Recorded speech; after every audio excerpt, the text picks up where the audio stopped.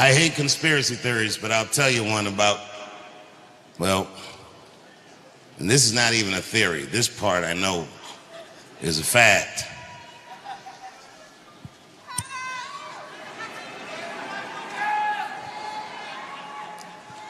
Did you know when I left D.C. and moved to New York in the 90s, the New York City Police Department had a hip-hop police task force? Did you know that? And this task force would follow anybody that was involved in hip-hop culture around. Not just rappers, drug dealers, because they thought that it was connected somehow. Even young comedians like me. Anybody that was just on that scene, they knew who everybody was and what everybody was doing. And back in those days, I used to go to nightclubs, but sometimes I go to a club and the lights would be a little bit different. And I didn't notice, but the OGs would pull me aside and be like, "Careful in the club, nigga. They got the FBI lights up." Which meant that the lighting was strange because the party was under surveillance. And they were just telling me to watch my back. And, you know, I wasn't doing anything wrong anyway. Nigga, just having a good time.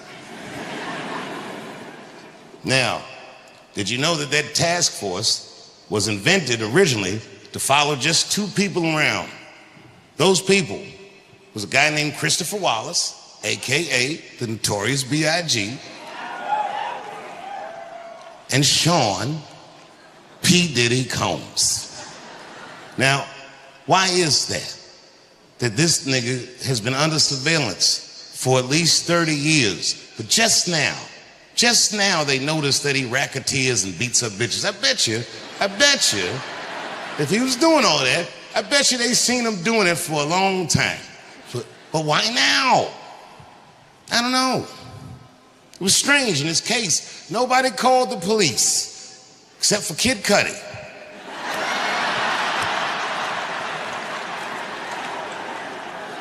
And everybody called Kid Cudi a snitch. But he wasn't a snitch. A snitch is when two niggas do crime together and one of them gets caught and tells on the other one to get himself out of the trouble. Kid Cudi was violated by Puff. He alleged that Puff blew up his motherfucking Porsche with a Molotov cocktail and didn't stop there. He said he then alleged that Puff broke into his house and opened this nigga's Christmas gifts. Oh, nigga, I would have been furious.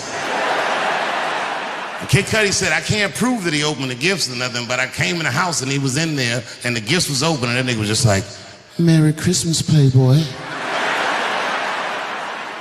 So what was Kid Cudi supposed to do? He only got two choices. Either A, you're gonna have to do some gangster shit to this nigga that he's gonna have a hard time proving. Or if you're not built like that, and I do not believe that Kid Cudi is built like that, your last option is B. You gotta call the police.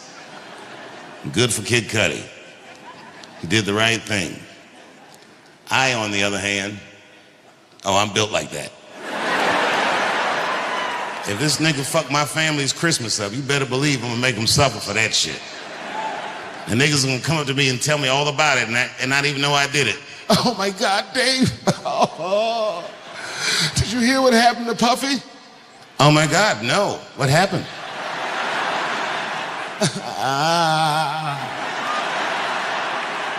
He was jogging by himself in Topanga Canyon. A falcon came out of nowhere and killed this nigga. Oh my God.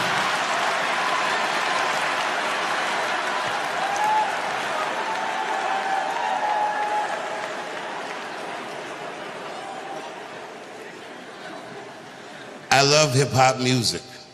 I love many of the people that make that music. They taught me things and showed me things that I'd never seen for myself. Good things. For example, I was in Atlanta once. I'm almost done. Hang in there, champ.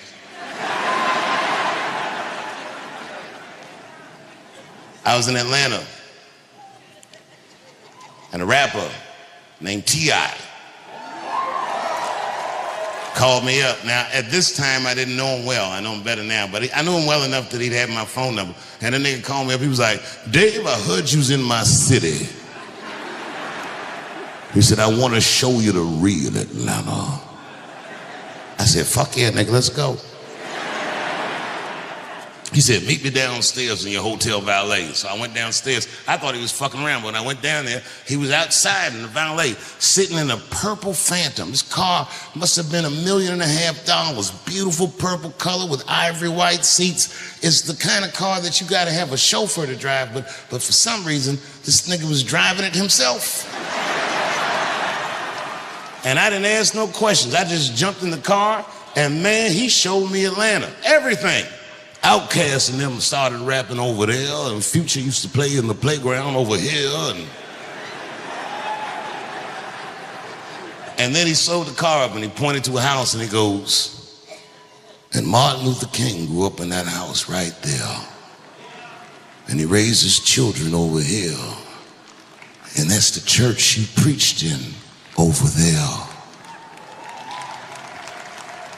And then we stopped at a red light, and these little black kids rushed the car from either side of the intersection with water bottles. These kids in Atlanta, if you know, they're called the water boys. Their whole hustle is they sell water to people who are stuck in that hot Atlanta traffic. I didn't know that. I just saw these young niggas running up on the car, so I locked the door like, fuck that.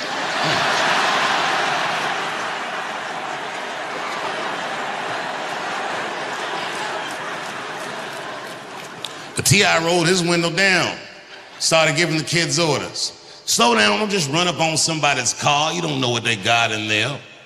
And smile so you look less threatening. And remember your manners. Yes, sir, no ma'am, please, thank you. That'll keep you alive. And keep that condensation on that water so it looks refreshing and delicious.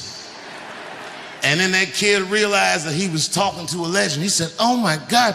He said, thanks, T.I., and held his hand out for some money. And that nigga T.I. looked at him and said, I done gave you the game, and rolled up the window and drove away.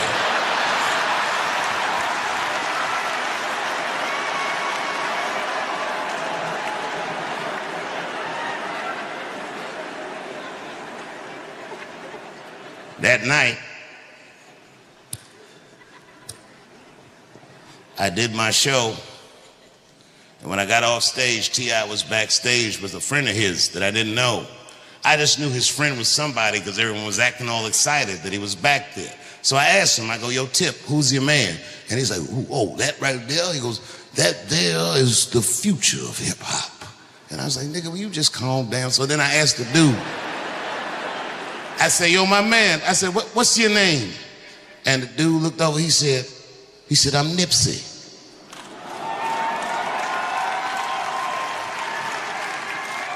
And this was Nipsey Hussle. I'm not gonna go all into it, but I gotta tell you, that night,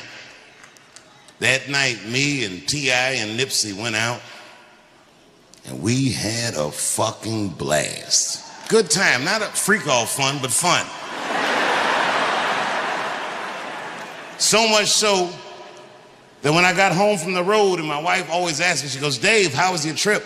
Normally I'm just like, it was good. But this time I was like, babe, I met the coolest nigga. I said, this nigga's younger than me, but it's like he's older than me. And she's like, what? She goes, what does that mean? I was like, I don't know, bitch. She's like,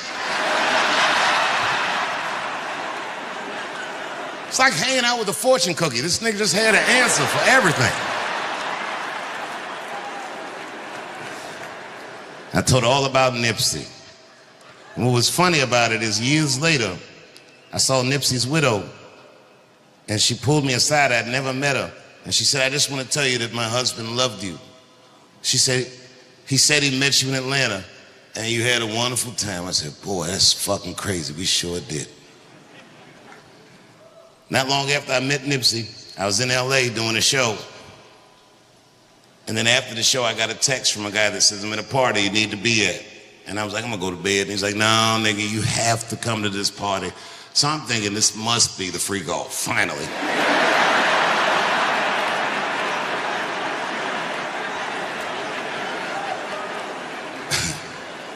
And the party was at a place that I'd been to 1,000,000 times, so I wasn't excited about being in that place. But when I walked in, it just was different. It was popping. And it turns out that the party was for Nipsey. Nipsey had been nominated for Rap Album of the Year, and everyone that he would ever respected was at the party. T.I. was there, Snoop was there, Jay-Z was there, Puffy, before we knew he did all that stuff, was there. I was there, on and on and on. And as good as the party was, when I was partying, I was having fun, but I had a pit in my stomach because it reminded me of the 90s. And you can believe me or you cannot believe me. I'm just telling you how I saw and how I felt. They had the FBI lights up. I just felt like, man, this party's under surveillance, but I didn't think too much of it. And then I went back home to Ohio and I was taking a nap, and my wife shook me awake, and she had tears in her eyes, and she said, David. I said, what's going on with you? She said, your friend is dead. Now, I'm old now, so I'm like, bitch, you're gonna have to be more specific than that. I know niggas with gout.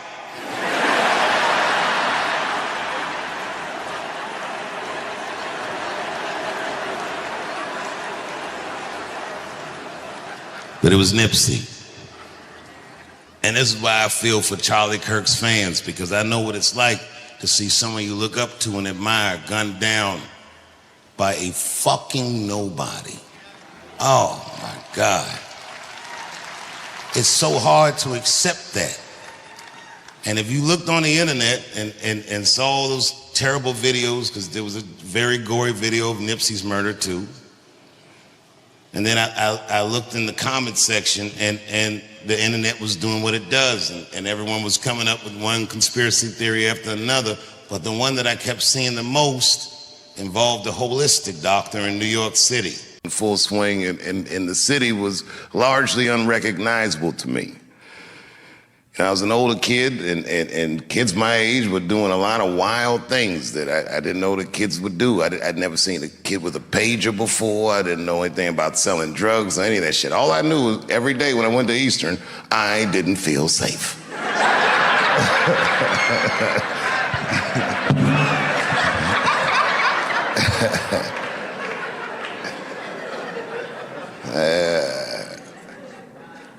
I'm a quiet guy. Naturally. I'm a shy person, naturally. And I used to get my hair cut on a barbershop in 15th Street Northeast.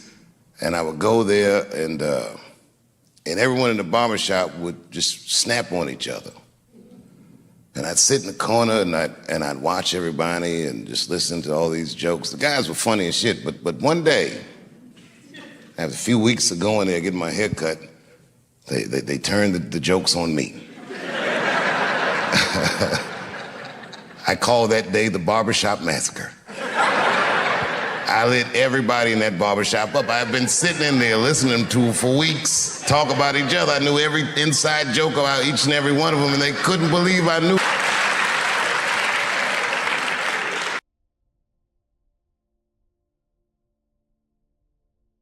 Work. I said, I can't do it. I want my joke back. I'll never forget this. Remember, I was a 15-year-old child. This guy was a grown-ass man. He stood up over me so I could see how big he was. And he said to me, really? I can just take it. And he did. I got scared because I was a child. But I never forgot that. I never forgot that. I was 15 years old. I'm 47 now. I think about this guy all the time. When I look at my own kids and I see how young and innocent they are, I can't believe someone did that to me. And I don't think about it every day because that was the worst thing that happened to me.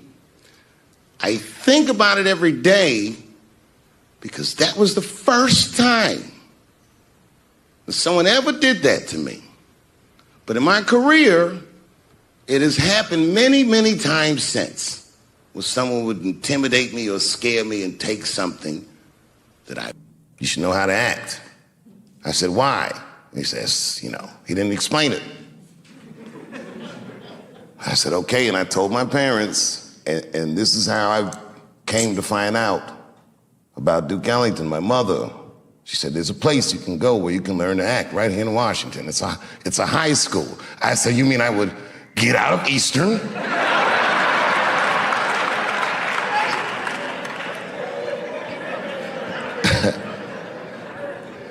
The school year was already in full swing, and Ellington has a policy that they don't let people just come in the middle of the year. But Linda Gravatt, who was the head of the theater department at the time, very graciously took a meeting with me and my mother, and I get emotional thinking about it. Anybody that went here,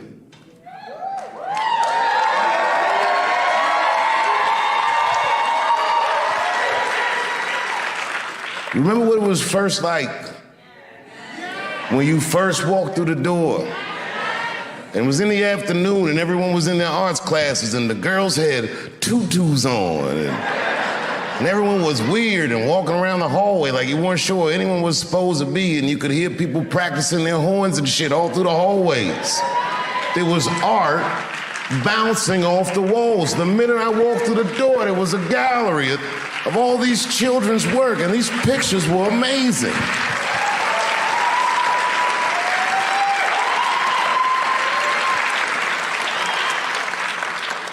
My first thought when I walked through that door, I'm not good enough to be here, I'm sure. Miss Gravatt sat me down, she told me about the school, and you remember Miss Gravatt, she was very businesslike, but also very warm. She was intimidating, but palpably kind. She was a paradox of a human being. And she gave me a date for an audition. My mother said, okay, Dave, it's on you. Now, those of you who know me know that I didn't prepare for that audition.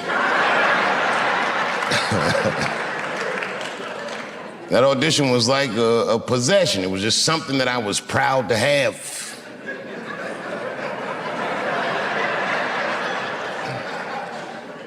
But as the days got closer, I'm like, oh my God, I gotta get something together. I didn't even know how to do an audition. I'd never done it before. So I went, I said, what do I need? They said a monologue. So I looked up monologue. And I went to the library, the MLK library, this huge library, so I gotta find something. And I found a piece in one of those yellow script books. It was a monologue by Mark Twain called The Judge's Spirited Woman. I learned it in a night. You know, it was not hard for me to memorize things. The next day, it was a Saturday, I think, and I came to the school, and they auditioned in what used to be this room, the original theater at Duke Ellington School of the Arts. And all the department heads sat in here, and the lights are in your eyes, and there's a bunch of kids who already go to the school who come on Saturday just to see who might be coming. And I talked to all these kids before I went in, and these kids were nothing like the kids at Easton. They were like them, but they were different. They were weird and funny and self-deprecating and things like this. And I remember I came out on stage and I did my audition, and it was like terrible. I froze up in the beginning. I started, and then I said, wait a minute, I'm messing up. Let me start again. And I was nervous, and I was scared. And in the middle of the audition, I'm in the middle of the monologue, one of the teachers, Fred Leach, he said, Fred Leach, he goes, okay, that's enough. I said, well, there's still a little more. He goes, no, that is enough, he said.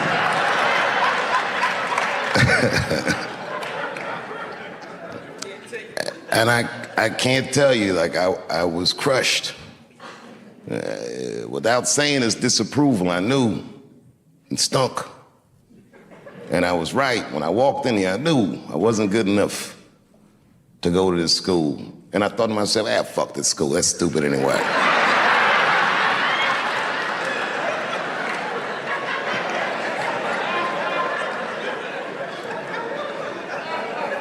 In first year theater, there's a question that they ask students from time to time. And it's a make or break question. And when we ask this question, you don't know. And the question is this. They say, why do you want to act? Now, If you say anything like, I want to be a star, you're not going to get in. I didn't know that. And I figured I already blew the audition, so I told him the truth. He said, why do you want to act? I don't. That's what I said. And they said, well, then why are you here? I said, because I want to be a comedian, and some comedian told me that if I want to be a good comedian, I need to learn how to act. And the teachers look at each other and go, thank you very much, and I left. And I was walking down the hallway, kicking rocks.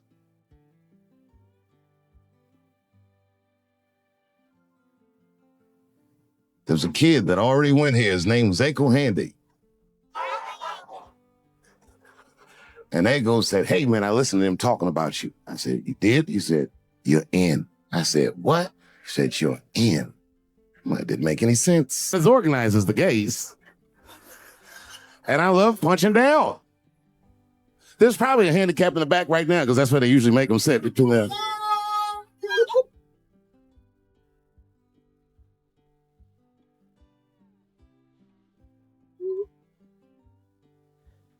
I came here to laugh at transgender people. I didn't know this nigga was gonna make jokes about us. Come on, y'all, let's get the fuck up out of here.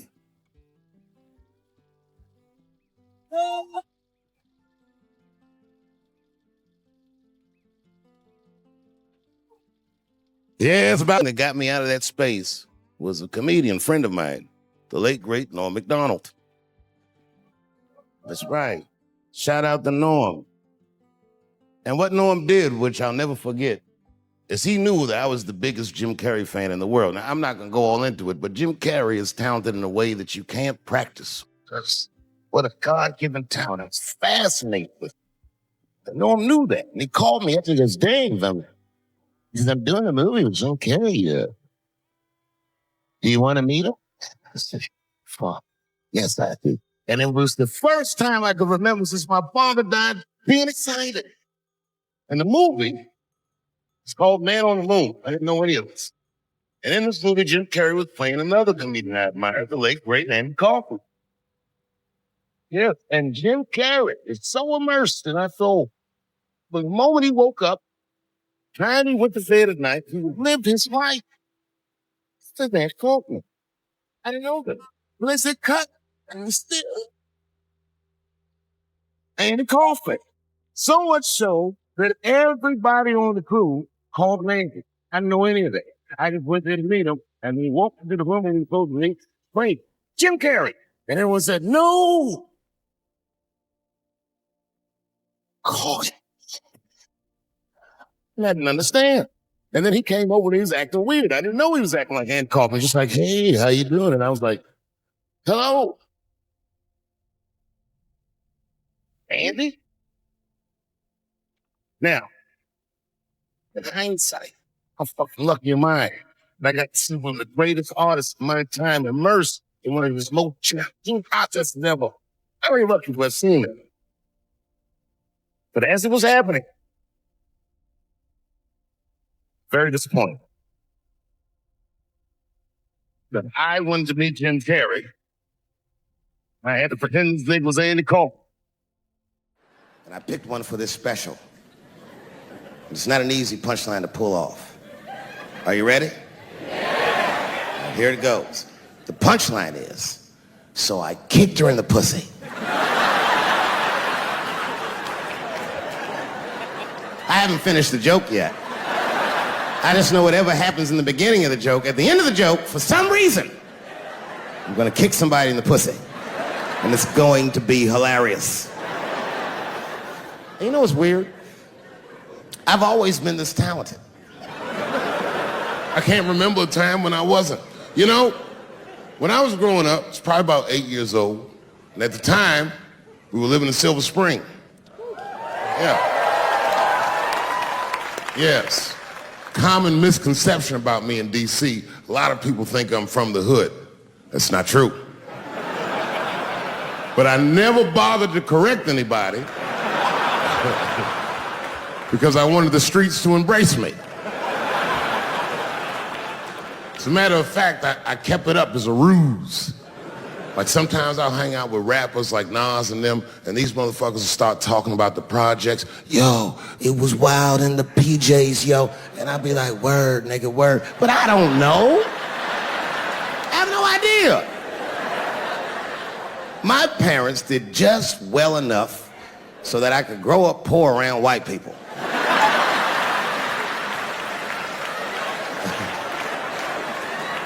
And to be honest, when Nas and them talk about the projects, nigga, I used to get jealous because it sounded fun. Everybody in the projects was poor, and that's fair.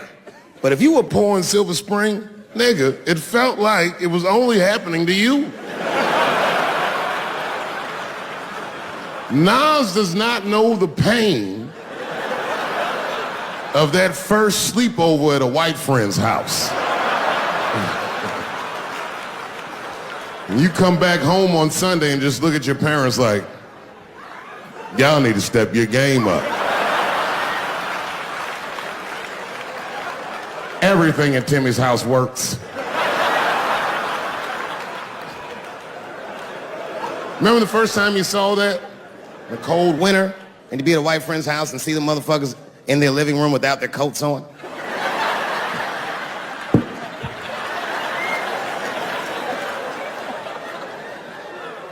Timmy was one of my first white friends, like, in my life, man. He's a good dude, too. He moved to Silver Spring from Utah, of all places. I guess his family was affiliated with that Mormon church they got down there, and me and him used to hang out. And one day I was at his house, we were just hanging out, and Timmy says, Dave, why don't you stay for dinner tonight? I said, oh, man, I'd love to, but I can't.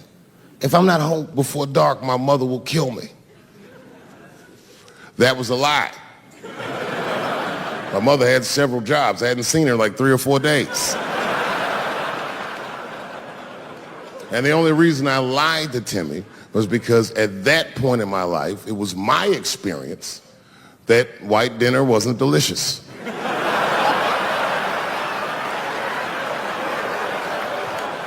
I'd rather go home and fry some bologna or some shit like that.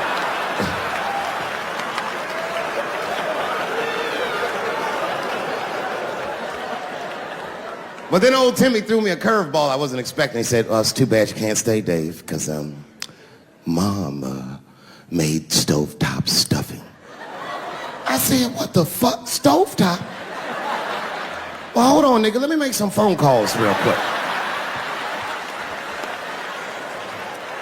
I had seen that commercial so many times, I had dreamt of getting my hands on some of that stovetop stuffing. And finally, I met a motherfucker that actually had a box of stovetop in the house. I couldn't miss this opportunity, so I pretended to call my mother. And then I came back and I said, Timmy, you're not gonna believe this great news. Mom said I can stay. And he said, fantastic. He said, why don't you come with me and we'll help set the table and then we can say the blessing. I had no interest in setting this motherfucker's table or saying these crazy ass Mormon prayers. I just wanted that goddamn stuffing. So I told Timmy, I said, you know what, I'd love to help, but let me go wash my hands first. My plan was simple. Wash my hands slowly, and by the time I'm done, the table will be set, the blessing will be said, and all that there will be left to do is eat. Went to the bathroom. I washed my hands very slowly. I must have been in there for about 10 minutes. And suddenly, one of his mothers came to the door.